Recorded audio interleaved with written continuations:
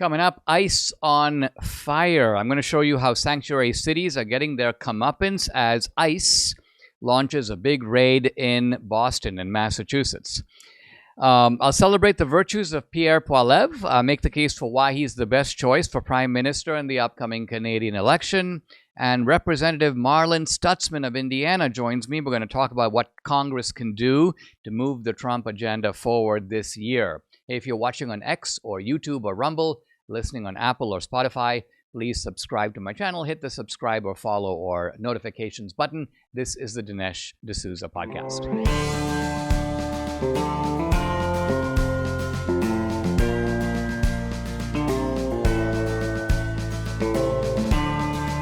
America needs this voice. The times are crazy. In a time of confusion, division, and lies, we need a brave voice of reason, understanding, and truth. This is the Dinesh D'Souza podcast.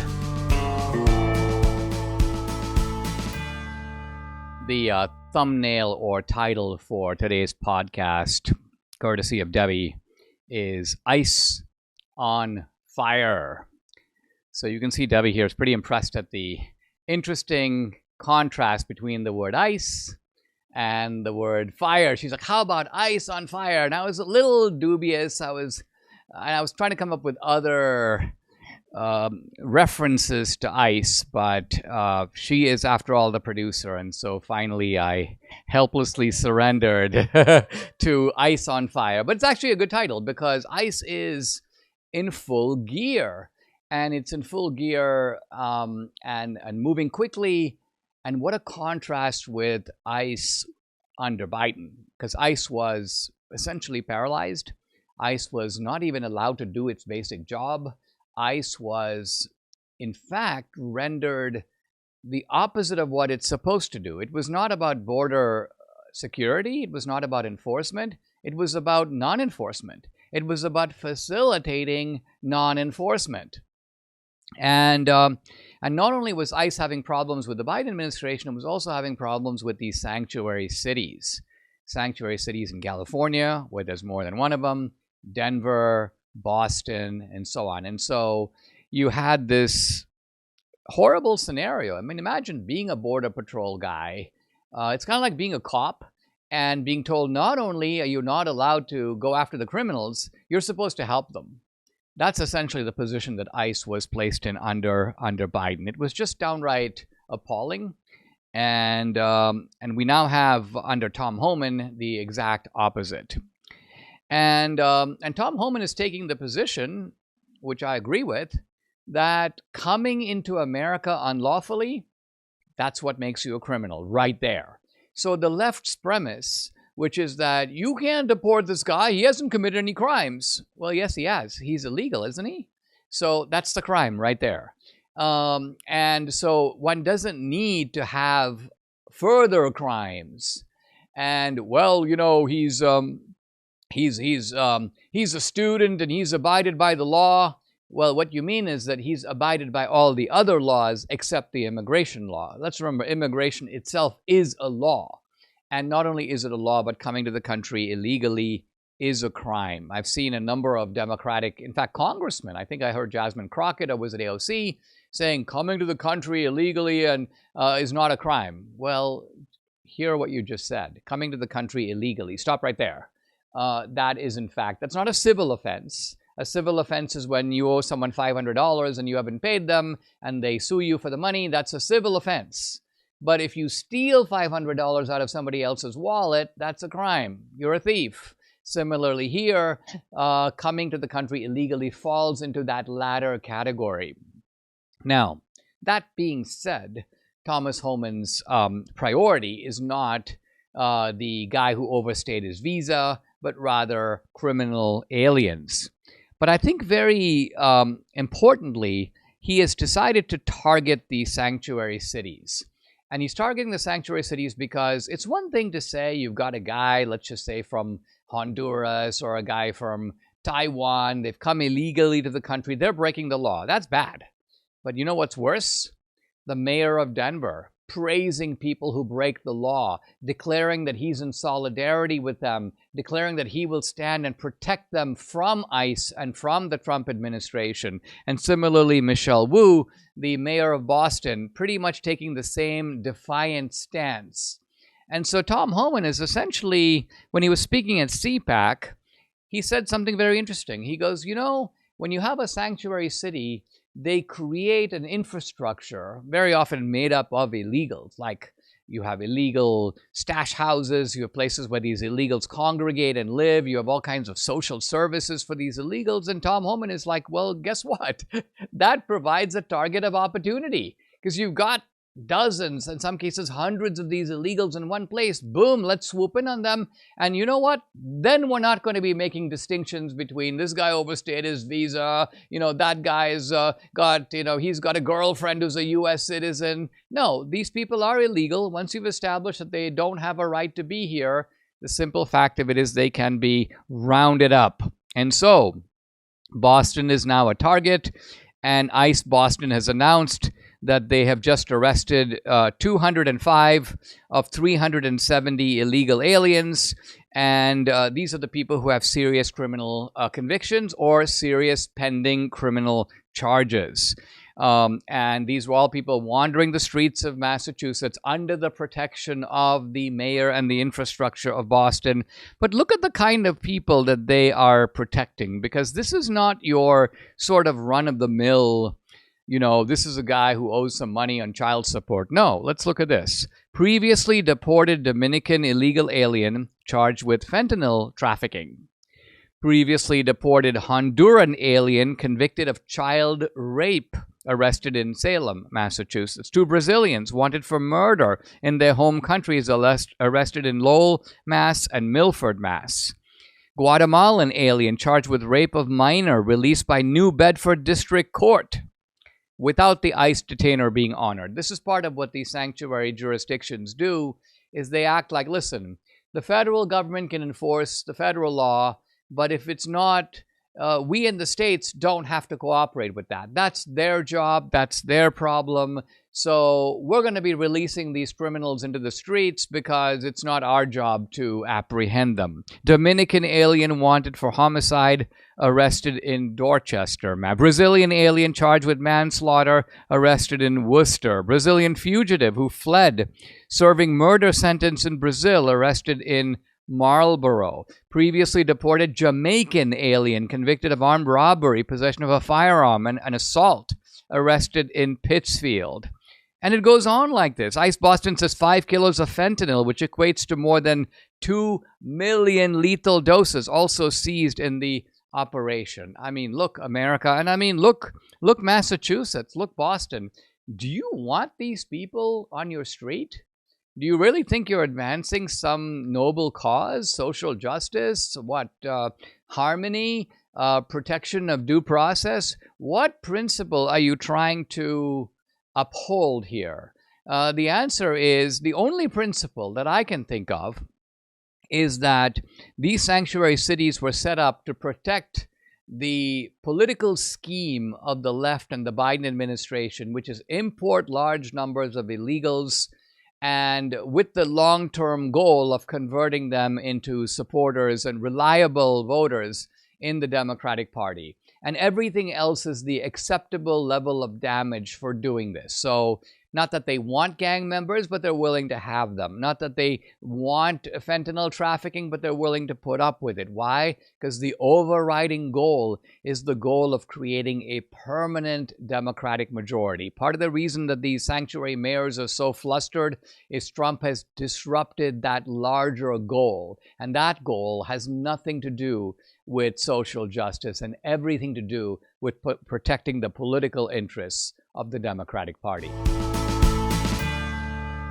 Looking to do something to better your health? Look no further than Kimchi One from Brightcore Nutrition. Kimchi One packs all the fermented nutrition of kimchi in convenient capsules, arming your gut with over 900 unique strains of probiotics, supporting gut flora and digestion. I highly recommend this product because all health starts in the gut. So putting the right fermented superfood in your gut improves every aspect of your health, your skin, your hair, your mental performance. Kimchi has even been shown to reduce your risk of obesity and promote smaller waistlines. So all good. Kimchi One is all natural. It's made in the USA. It's non-GMO. And today you can get an exclusive offer just for my viewers and listeners, 25% off with code Dinesh by going to mybrightcore.com/Dinesh. Or take note of this. Here's an even better deal, a special incentive. If you call them, you get 50% off your order and free shipping. So you got to do it. Give them a call.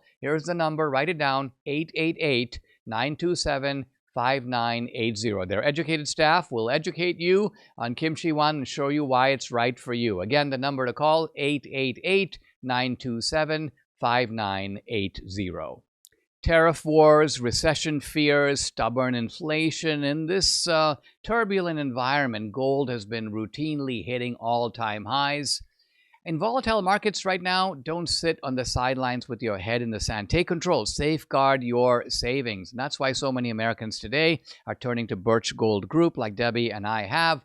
They've helped tens of thousands convert an existing IRA or 401k into an IRA in physical gold. Isn't it time for you to find out if you can hedge against inflation and economic instability with gold? To learn how to own physical gold in a tax-sheltered account, text Dinesh to 989898. Birch Gold will send you a free, no-obligation information kit. Again, text my name, Dinesh, to this number, 989898. Birch Gold has an A-plus rating with the Better Business Bureau, countless 5-star reviews. I count on Birch Gold to help me protect my savings with gold, and you can too. Text Dinesh to 989898 today. I want to speak in praise of the apple-eating guy. You might wonder, what is Dinesh even talking about? I'm talking about the guy, the Canadian, the guy who's running for prime minister, the leader of the Conservative Party. His name is Pierre Poilievre. And you've surely seen, I hope you've seen, if not, look it up, the video where he's confronted by a journalist who was accusing him of being a Trumpster. And he just in a very sardonic but restrained and effective way demolishes the journalist.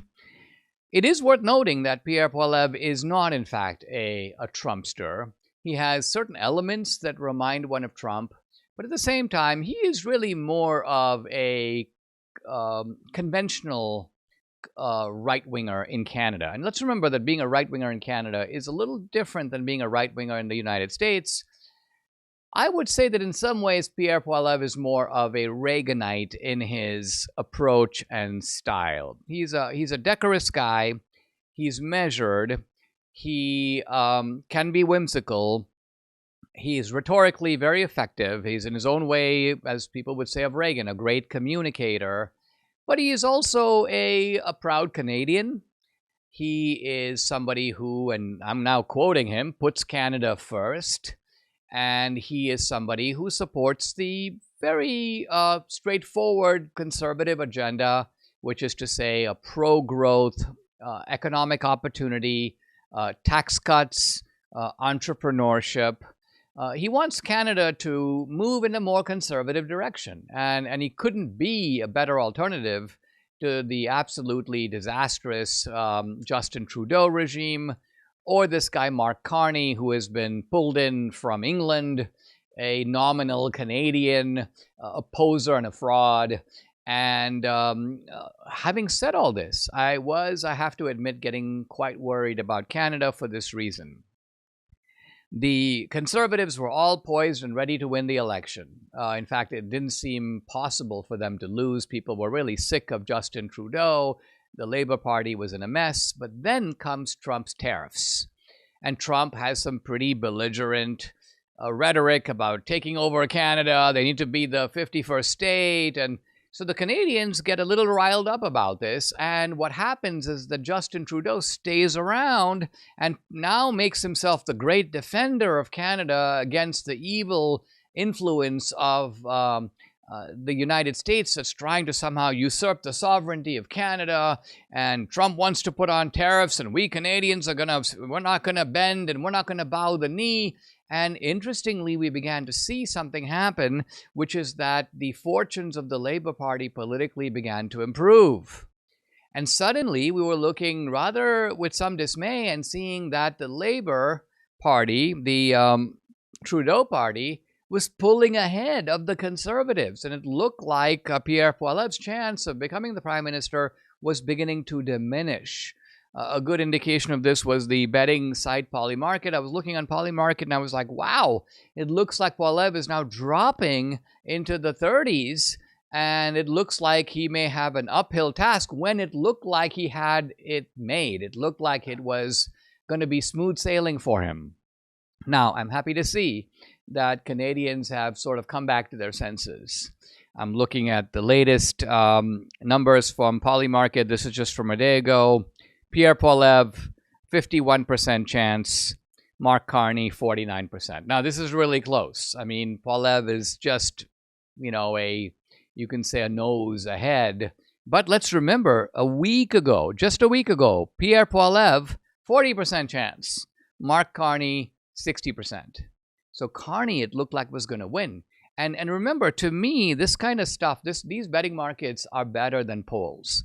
They're better than polls for a very simple reason. When people reply to a poll, they're putting nothing on the line. They're supposed to say what they think, but sometimes they say what the media wants you to think, or what they feel like they ought to think.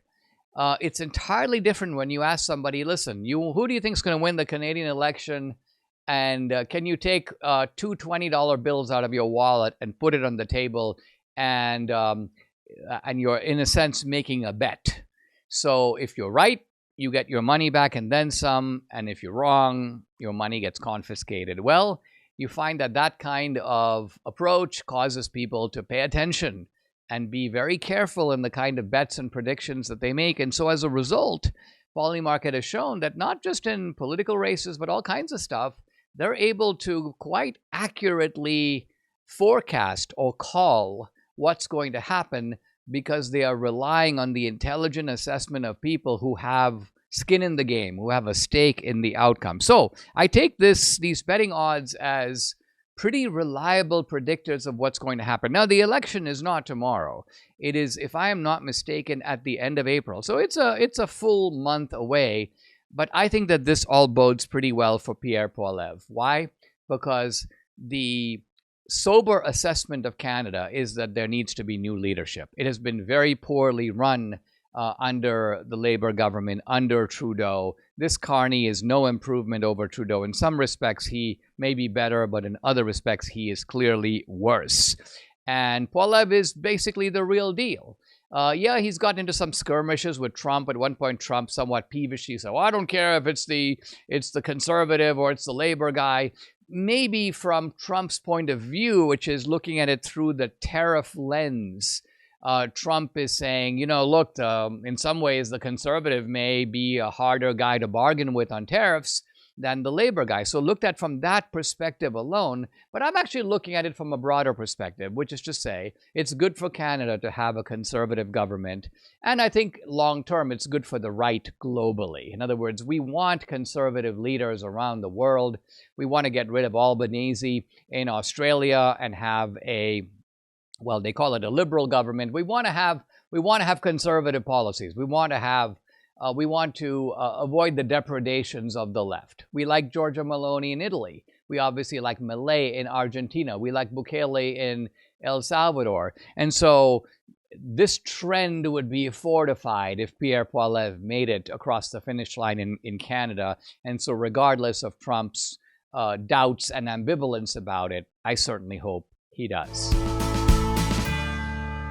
MyPillow is excited to announce they are extending the mega sale on overstock, on clearance, also on brand new products. This is your chance to grab some incredible deals on some of MyPillow's most popular and newly released items. For example, save $40 on the new spring MyPillow bed sheets, available in any size and any color. These luxurious sheets are designed for maximum comfort and breathability. perfect for a great night's sleep. Looking for a meaningful gift? Save 30% on the brand new My Crosses, inspired by the one Mike Lindell has worn every day for over 20 years. These beautifully crafted crosses come in both men's and women's designs. They're proudly made in the USA. Get the 6-piece bath or kitchen towel sets, just $39.98. Initial quantities are low, so act now. And don't forget the best-selling standard MyPillow, now just $17.98.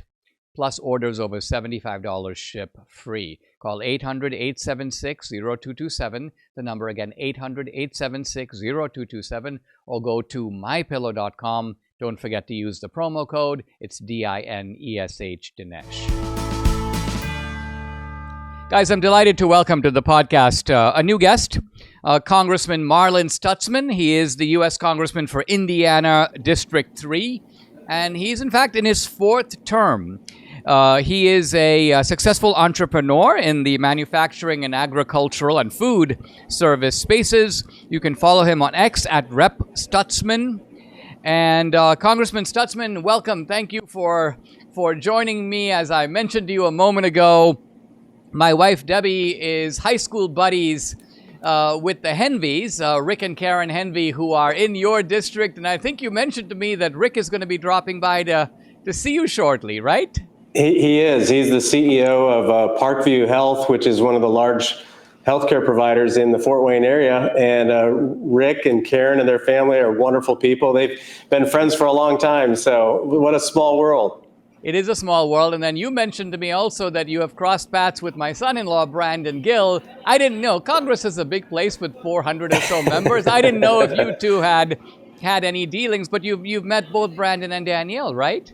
Oh, yeah, wonderful people. In fact, both Brandon and I, we were supported by the Freedom Fund, the political arm of the Freedom Caucus. And so Brandon and I got to know each other. But I'll tell you, Dinesh, first of all, I was a big fan of yours for much longer than I knew any of those, and appreciated your work. We saw your documentaries back during the Obama days, and all the work that you've done for the conservative cause for many, many years. But and your daughter, Danielle, she's just a sweet lady, but don't take her, I've learned not to take her lightly, because all of a sudden she's got smarts and wit and a great following, and is making an impact as well for the conservative cause. But I'm really excited to be working with Brandon, just a sharp Texan, and comes from a similar background from an ag community, but he went to Dartmouth. I stayed local, so he's a much smarter guy than I am. I'm discovering, Marlin, just with the congressman in the family, that this is a kind of a complicated life, right? Because you typically, you got to maintain a presence in the district. At the same time, you're, quote, working in Washington, D.C., how have you managed to kind of pull that off? Are you mainly DC based, or do you end up trafficking back and forth all the time? Generally back and forth. But I was first elected in 2010 with the big Tea Party wave from Northeast Indiana, which my district is basically north and south of Fort Wayne. It's a wonderful district, wonderful community, God-fearing people, hardworking people, great family values. So my wife, Christy, and myself, we have 2 boys, Peyton and Preston, and they were both young. So when I see Brandon and Danielle with young children, I'm like, we've been there, and it's a challenge. And we were here for 6 years, and we tried, different ways of making it work, because family was our top priority. And me being a husband and father was a top priority. And then I eventually ran for the Senate in 2016, and I lost. But it was a kind of one of those situations where I was like, you know what, God's going to either open the door, or he's going to tell us time to go home and be a family man and a businessman. And that was the opportunity I had for the last 8 years. And I told our family that I wouldn't run again until our boys were out of high school. Well, our youngest graduated in 2024, and the seat opened back up when Jim Banks ran for the Senate. So being here with older children is much easier than being here with young children. So whenever I see Brandon help being a dad and taking care of the kids, if I can carry the diaper bag, I'm always going to offer it to him. Oh, very nice of you. Hey, let's talk about Congress, because it has the reputation of being this tightly divided and somewhat dysfunctional institution, and public approbation of Congress is often very low. And yet I've actually been impressed in 2025 to see that Mike Johnson has been able to hold the narrow congressional majority together. It appears like Congress is working much more closely hand in hand with the Trump administration than perhaps before. Is my spectatorial and distant impression correct? What is your view of what's going on from the inside?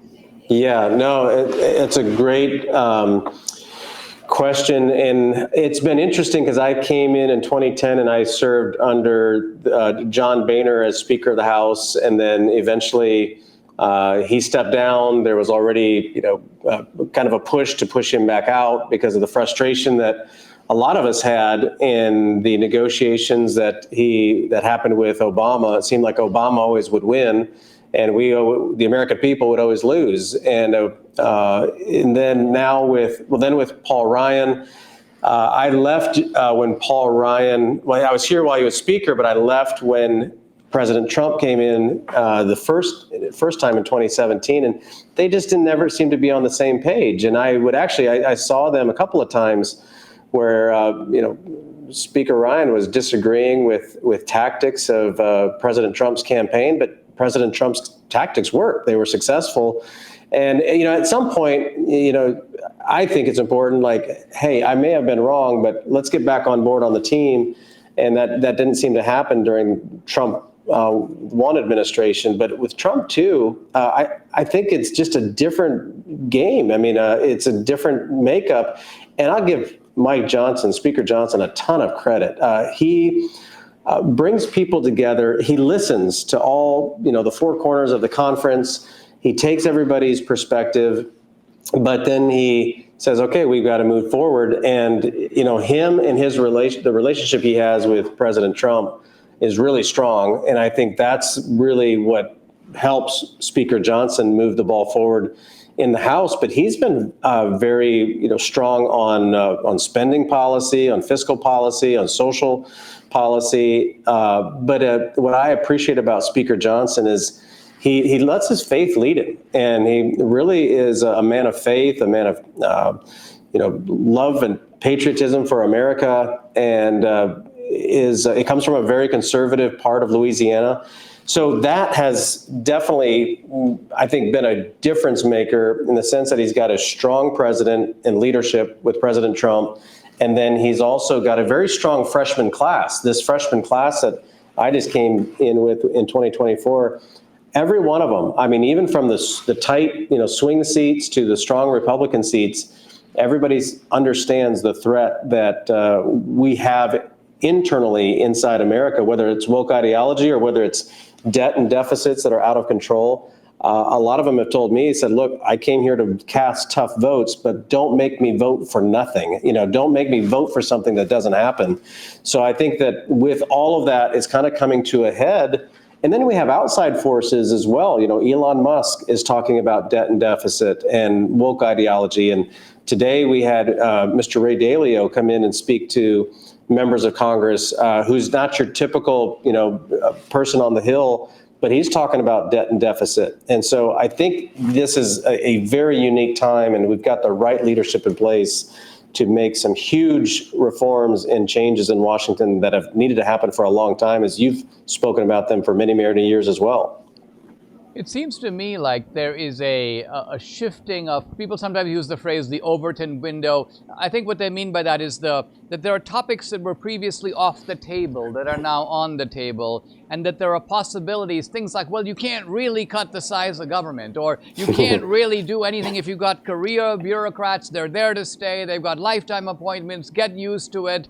And it looks like the new attitude is, well, guess what? We have a constitutional structure, we got to stay within that, but there's no reason to accept doing things just because that's the way they've been done before. And to me, Elon Musk, well, not to mention another factor, I'd like your thoughts about this, that Republicans are used to being castigated by the media. I'm sure that you experienced this, that, the conservative outlets just don't have the same kind of reach. But I think a crucial new factor is the X platform, because the dismantling of the censorship and the fact that you can now speak freely on it, not to mention Elon Musk is himself speaking freely on it, has really changed the rules of the game. Do you agree? Has that made its way? Is it now felt in Congress like we are not quite to the same degree captives to the ransom of the media?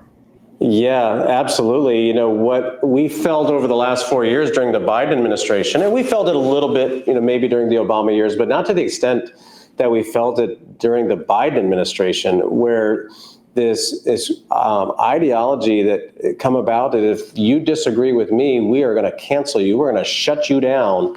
I know we were all kind of sitting here like, is this what America is going to be like? We all, knew that that's not what America was built on, and the principles and the foundations of the Constitution, always protected freedom of speech, and on both sides. But what I think has really happened is that the left has moved so far left. When you have Bill Maher becoming a voice of reason in the Democrat Party, and Stephen A. Smith becoming the voice of reason in the Democrat Party, and the View has just fallen off the edge going to the left. I think that's what people are starting to recognize. And the other thing, too, I'd mention this, Dinesh, is that, during the Biden years, all of the job growth happened primarily in the government sector. It didn't happen in the private sector. So in districts like mine, where we don't have a lot of government, employees, everybody's saying, well, you're talking about job employment and growth, but we don't see it. Where are you talking? And so it's kind of like, we hear what you're saying, but it's not translating into people's everyday lives across the country. And I think that's what the voters really sensed, is that in the private sector, it's not that strong. I don't think the economy is that strong today. I think there's some weaknesses. People don't have disposable income. Credit card debt is at all-time highs. It's going to take some time for Trump policies to take its effect on the economy and help our economy get back on track. But the damage that was done over the past 4 years, whether it's woke ideology or whether it's the terrible regulatory policy from the Biden administration, it has really set America back. And so I thank God that Trump won, and that we have a majority in the House, that we've been able to stick together. And really now the pressure is starting to mount on the Senate to see what the Senate can pass when it comes to the budget and other policies. But I think Trump's, his presence in Washington, his support across the country is so strong that I believe we're going to get a lot done with his leadership. What would you say, looking ahead for the 9 months that are remaining in 2025? I've got on my plate, there's the border, there's the comprehensive tax plan, including, of course, some of the tariffs. There is this issue of the runaway and rogue judges that I've been talking about on the podcast. There's the idea of legislatively consolidating some of the DOJ findings with regard to waste and fraud. So there's a lot on the plate. But if you had to structure, like, what are the three things that are the most important to you, and what do you think the Congress can actually get done?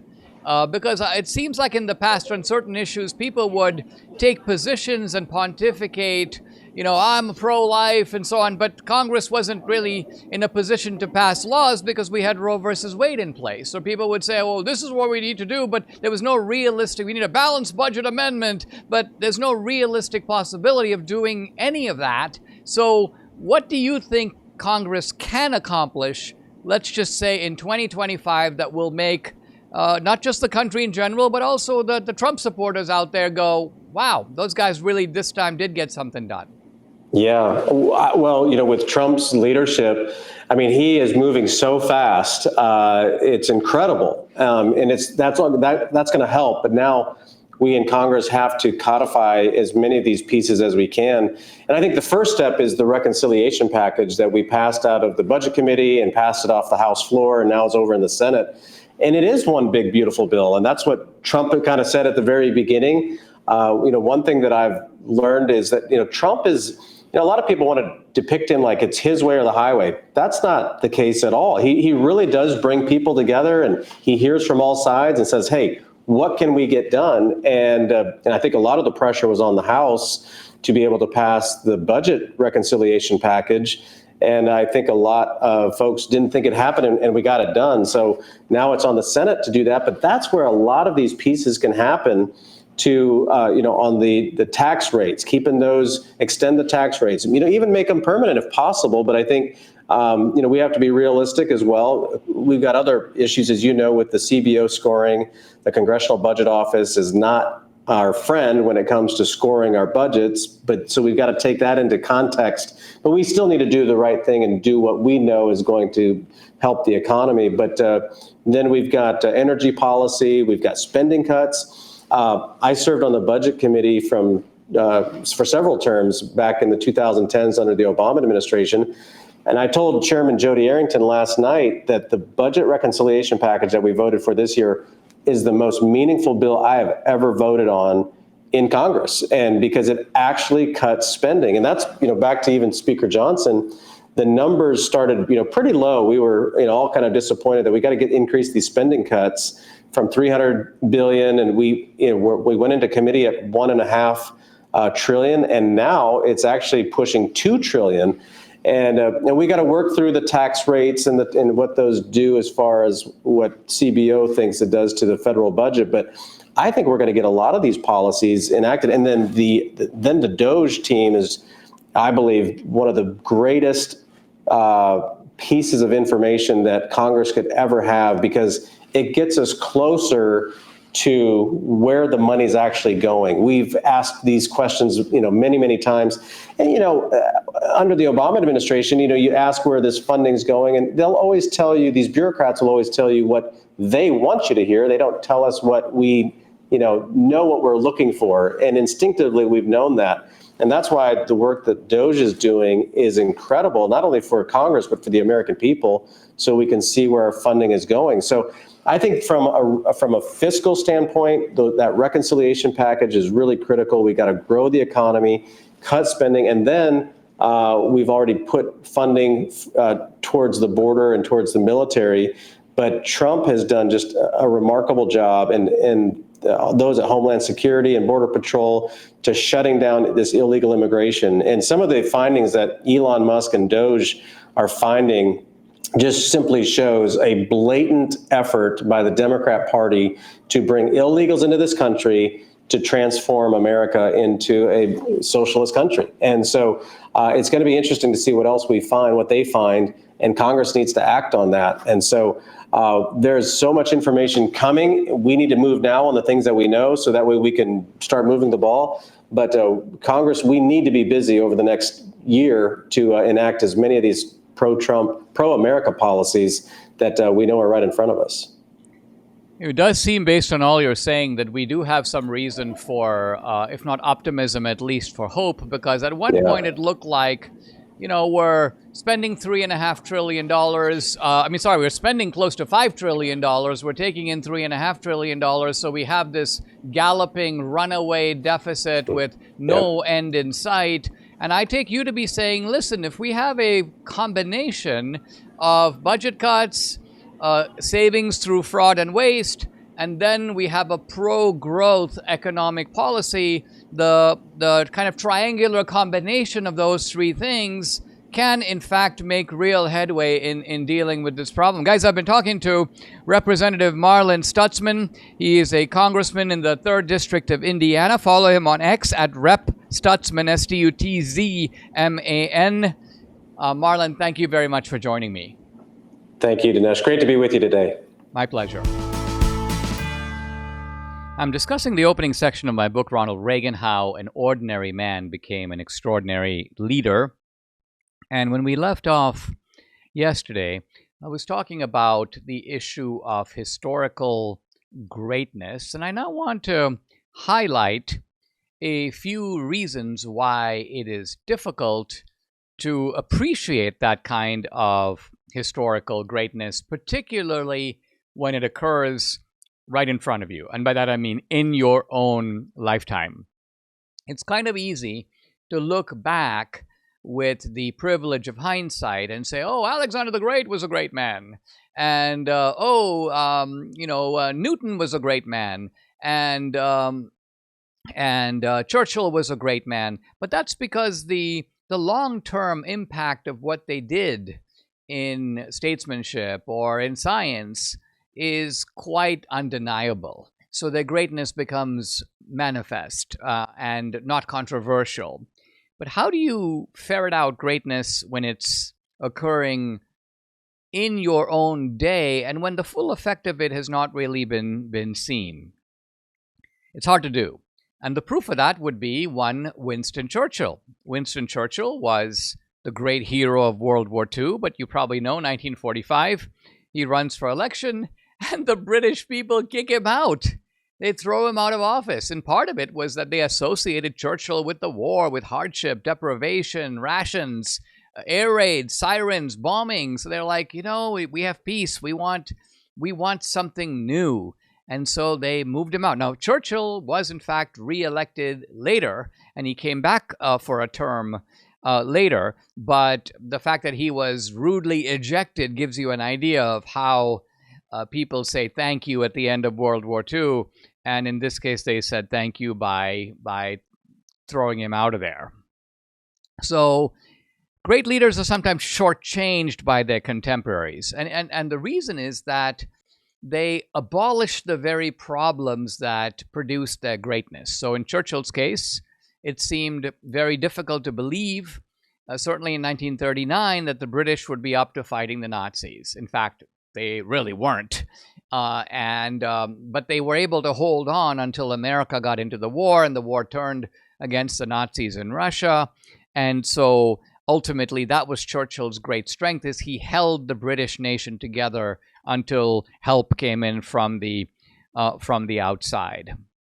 But by 1945, the war was over. The Nazis were gone. And so what produced Churchill's greatness, which was that heroic resistance, was no longer, in a sense, needed.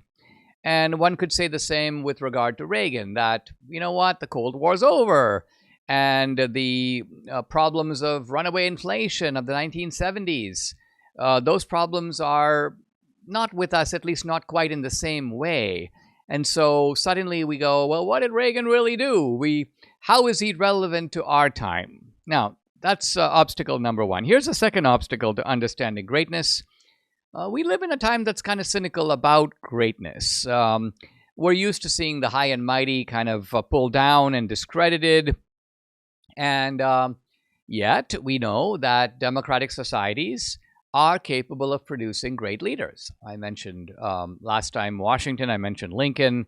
We could add people like Churchill. So these people are not common. They don't come up all that often. If you look at the great sweep of American presidents, quite honestly, most of them are, as you would expect, kind of mediocre. And there are typically in each century, one, two, at most three kind of shining examples of greatness. Now, a third problem with apprehending greatness is this. The people who study it apply, you can say, biased or self-interested or arbitrary criteria that make their evaluations suspect or at least incomplete. Think of it this way. Who are the people who study greatness? Well, the answer is, by and large, scholars, intellectuals. And so intellectuals will typically demand that a great leader be an intellectual. Even though you have highly intellectual leaders, I mean, Nixon was a very smart guy, but his presidency ended, we have to say, even though he was elected for 2 terms, and he's not without achievements, but his presidency ended in disgrace, Watergate. Carter was said to be a nuclear engineer. I never think of Jimmy Carter as an intellectual, but guess what? His presidency was also a crash and burn.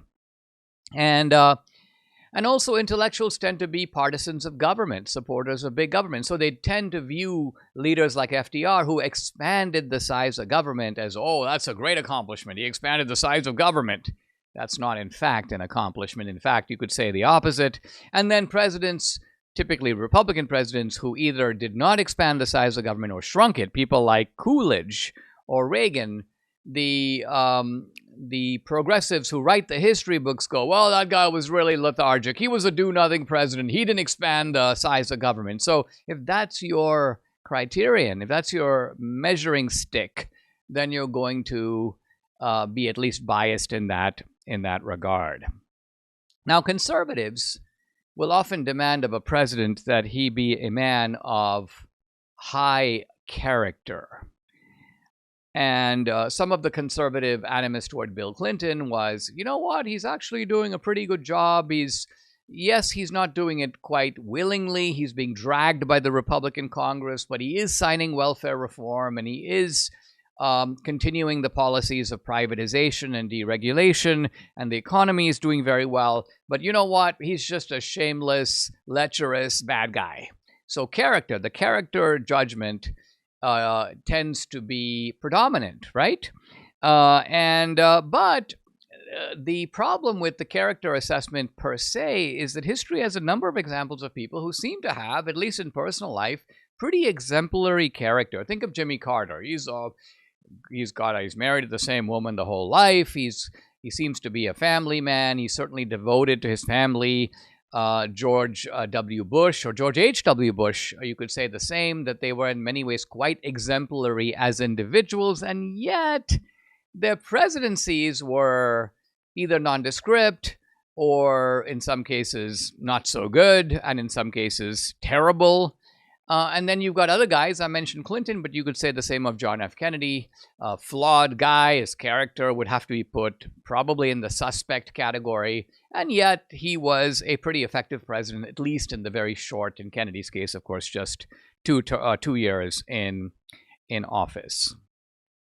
A final obstacle to understanding greatness, we use standards that are anachronistic.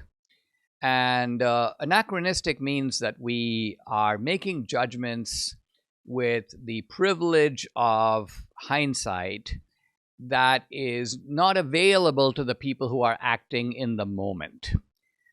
This is a very important principle to keep in mind, not just in thinking about leaders, but also in looking at your own life or looking at other people's lives. People will say things like, oh man, I shouldn't have taken that job because I didn't know how it was going to turn out. Well, that's actually not a good reason to say you shouldn't have taken the job, because nobody knows how something will turn out. How something turns out is the result of hindsight. And so let's just say there was a new invention and the product that I worked on for so many years is obsolete. Yeah, but you didn't know the new invention was coming. You didn't waste your time. You made the correct decision given the information you had at the time. It just turned out that new factors emerged later. So this is an important principle of assessment in life as in politics. And it's a principle well understood by, of all people, Winston Churchill. When Churchill wrote his great history of World War II, he was very harsh in his assessment of Chamberlain and of many other people, including many members of his own party. He was scathing on the Labour Party, but he was also tough on the Tory Party. But Churchill does say something very important. He says, listen, he says, I am going to be judging these people very sternly, but I'm only going to judge them based upon the information that they had available to them at the time. I'm not going to judge them based upon things that they were in no position to find out, that we all only found out about later. So now that I'm writing the history of World War II, I can use this information retroactively to saying, you idiots, you didn't have any idea about this and you didn't have any idea about that. Well, neither did Winston Churchill have any idea at the time. So Churchill goes, I'm going to use the assessment that is based upon information available commonly to all of us at the time. So the reason this applies to Reagan is that you had people after the Cold War saying things like, you know, it's obvious the Soviet Union was going to collapse. No, it wasn't obvious. You didn't think so. You didn't say so at the time. It's only afterward that you use the privilege of hindsight to claim that something was obvious, even though it was far from obvious. So this kind of anachronistic judgment that, you know, Reagan was paranoid about the Soviet Union. He exaggerated the threat of the Soviet Union. He should have realized that the Soviets were much weaker than he said and that they were going to collapse. I think we need to avoid this kind of anachronistic reasoning. We need to put ourselves in a sense, we need to flash back to the 1970s and 80s. We need to see the world as Reagan confronted it and the problems that were evident at that time to the people who weren't able to look back and say this is how it was in retrospect. So it's that I'm going to try to do in the book. I'm going to judge Reagan's legacy against the conditions that he faced at the time.